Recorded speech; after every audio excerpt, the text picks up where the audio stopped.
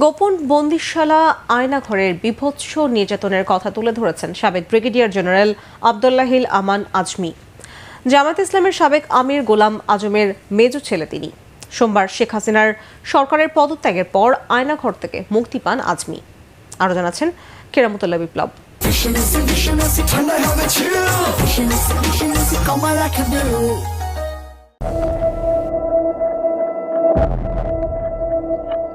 সেনাবাহিনীর চৌকস ও মেধাবী অফিসার আব্দুল্লাহিল আমান Azmi brigadier general পদে থাকা অবস্থায় বরখাস্ত হন আওয়ামী লীগ সরকারের রোশানলে।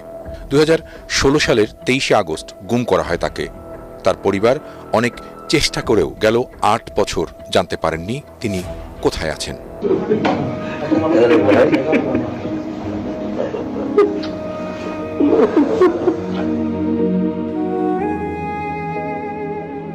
গোয়েন্দাদের সেই আয়নাঘরে কি বীভৎস নির্যাতন সইতে হয়েছে পরিবার সদস্যদের তা নিজের মুখেই বলছিলেন আমান আজমি।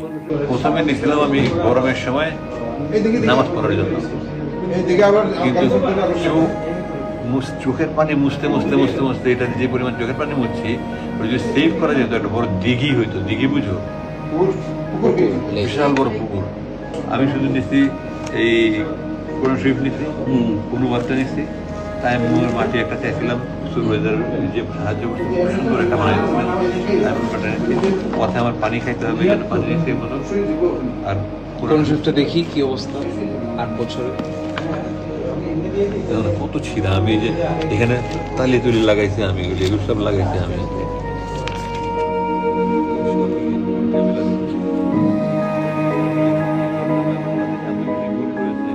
সোমবার দুপুরে ছাত্র জনতার নজিরবিহীন গণঅভ্যুত্থানে পদত্যাগ করে পালিয়ে যান শেখ হাসিনা।